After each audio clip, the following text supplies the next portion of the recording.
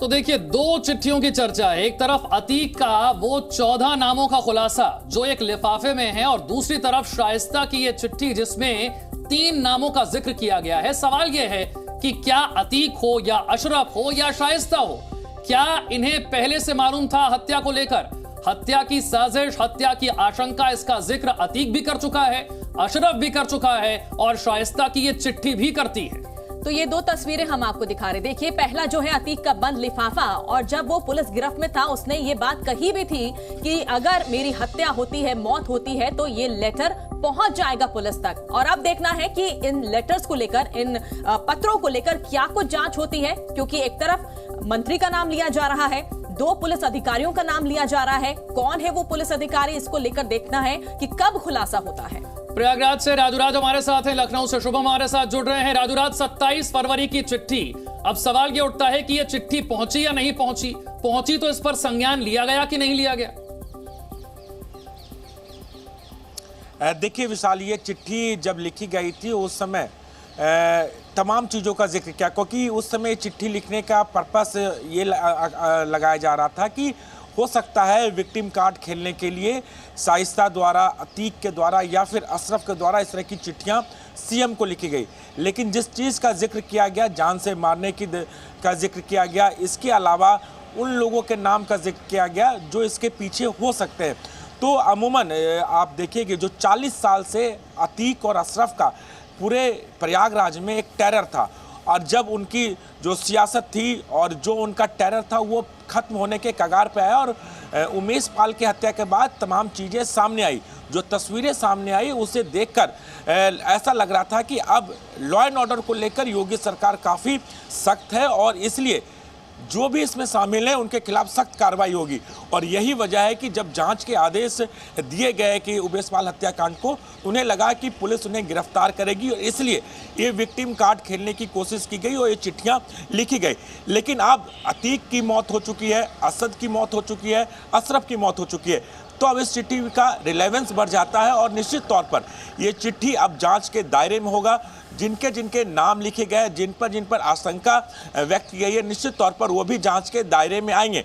चूंकि Yogi Adityanath zero tolerance के ऊपर काम कर रहे हैं अपराध को लेकर, ऐसे माफियाओं को लेकर, तो निश्चित तौर पर अगर उनके स्टेट में लॉ एंड ऑर्डर की स्थिति बनती है जिनका जिक्र किया गया चिट्ठी में, तो निश्चित तौर पर इस केस की अगर जांच होती है तो इस चिट्ठी की भी जांच की जाएगी, क्योंकि लगातार शाइस्ता ने भी आशंका जताई। और ये चिट्ठी फरवरी की लिखी है, 24 फरवरी की चिट्ठी लिखी गई है, लेकिन उस चिट्ठी के बाद अब रिलेवेंस इसलिए बन जाता है क्योंकि अतीक को जिस तरीके से मारा गया, अशरफ को जिस तरीके से हत्या की गई और असद का इनकाउंटर हुआ, तो तमाम जो आशंकाएं ये तीनों लगा रहे थे वो आशंका कहीं ना कहीं हकीकत में तब्दील हो गई। तो अब ये चिट्ठी काफ़ी रिलेवेंस है जांच के दायरे में। अब देखना होगा जिन नामों का जिक्र इस चिट्ठी में है, क्या उनके खिलाफ सरकार सख्त एक्शन लेती है या नहीं, ये एक बड़ी बात होगी। यही बड़ा सवाल है कि आखिर अब सरकार क्या करेगी राजूराज, क्योंकि एक्शन क्या लिया जाएगा। शिवम हमारे साथ बने हुए हैं। शिवम, कई नामों का जिक्र किया जा रहा है। देखिए, अब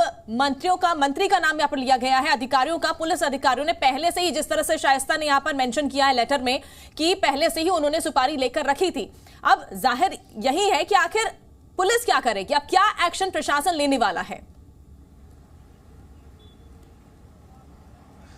देखिए, सबसे पहले तो देखिए उत्तर प्रदेश में जब से योगी सरकार आई तब से अतीक अहमद और उससे जुड़े हुए लोग पूरी तरह से उत्तर प्रदेश में साइलेंट मोड पर रहे, यानी यूं कहें डिफेंसिव मोड में रहे। वो किसी भी तरह की कोई बड़ी हरकत उत्तर प्रदेश में इस दौरान उन्होंने नहीं की। लेकिन जब जब ये उमेश पाल हत्याकांड हुआ और उसके बाद और उसके पहले से ही, कुछ दिन पहले से ही अतीक अहमद की पत्नी, अशरफ अहमद की पत्नी, ये तमाम लोग सुप्रीम कोर्ट, मुख्यमंत्री, इन तमाम लोगों तक अपनी चिट्ठियों के माध्यम से अपनी बात रखने का प्रयास लगातार कर रहे थे। और इन चिट्ठियों में जैसे कि अब ये बात निकल करके सामने आ रही है कि जो उसकी जान को खतरा, उसके भाई को, बेटे की जान को खतरा, ये तमाम तरह की बातें शाइस्ता परवीन की तरफ से चिट्ठियों में लगातार कही गई हैं। लिहाजा अब अगर उत्तर प्रदेश में इस तरह की घटना जब सामने आई है तो इस चिट्ठी में जो तमाम बातें हैं उनका रिलेवेंस इसलिए भी बढ़ जाता है क्योंकि कहीं ना कहीं तमाम बातों की आशंकाएं शाइस्ता परवीन और अशरफ अहमद की पत्नी ने भी जाहिर की थी। तो ऐसे में अब इसमें लिखी हुई बातें कितनी सच है, या इन अधिकारियों के साथ साथ क्या उत्तर प्रदेश की सरकार में भी जैसे कि मंत्रियों की बात सामने आ रही है, तो इन तमाम पहलुओं पर उत्तर प्रदेश की सरकार के तमाम अधिकारी, यूपी पुलिस और एसटीएफ उन तमाम पहलुओं की जांच निश्चित तौर पर करेगी। और सोर्सेज ये बता रहे हैं कि आने वाले दिनों में इस पूरे मामले को लेकर के एक नई कमेटी भी गठित की जा सकती है, जो इस पूरे मामले को लेकर के अपनी जांच भी करेगी। तो ऐसे में अब देखना ये होगा कि तमाम जो बातें, तमाम जो शाइस्ता परवीन या उनके परिवार की तरफ से जो तमाम आशंकाएं जताई गई थी, क्या इनमें किसी भी तरह का कोई आधार इस पूरे शूटआउट से रहा है, या अतीक अहमद, अशरफ अहमद की मौत से संबंधित क्या तमाम चीजें? ये बड़ा सवाल है कि आधार क्या है, किस आधार पर ये सारे आरोप लगाए गए हैं। राजू, यहां पर एक नेता का जिक्र है, यहां पर 2 पुलिस अधिकारियों का जिक्र है, 14 नाम अतीक के लिफाफे में हैं, अशरफ ने बंद लिफाफे में कुछ नाम लिख कर दिए हैं। आने वाले दिनों में पुलिस के लिए मुश्किल होगा जवाब देना।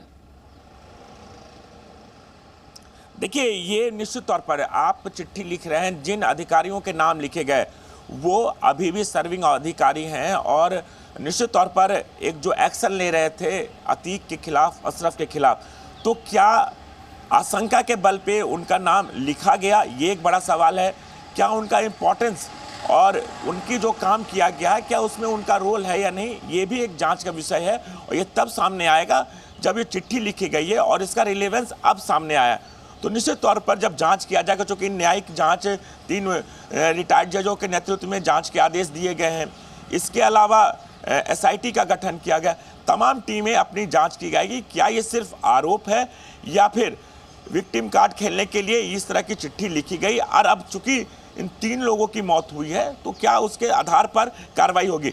निश्चित तौर पर जिन अधिकारियों का नाम लिखा गया है वो जांच के दायरे में आएंगे, उनसे पूछताछ होगी और तमाम एविडेंस अगर उनके खिलाफ आते हैं तो निश्चित तौर पर कार्रवाई होगी। लेकिन सवाल यह है कि जब जांच का दायरा बढ़ेगा, जो अधिकारी इस पूरे मामले में कार्रवाई कर रहे हैं, क्या बिल्कुल, इस चिट्ठी ने कई सवाल खड़े कर दिए हैं, चाहे अतीक ने वो जो बंद लिफाफे में 14 नाम दिए या फिर अशरफ ने जिस नाम का जिक्र किया। अब तो शाइस्ता की चिट्ठी, इसमें 3 नाम हैं, 1 मंत्री और 2 अधिकारियों का। आने वाले दिनों में किस तरह का एक्शन लिया जाएगा और पुलिस, क्या उसके लिए चुनौती होगा इन नामों का पता लगाना?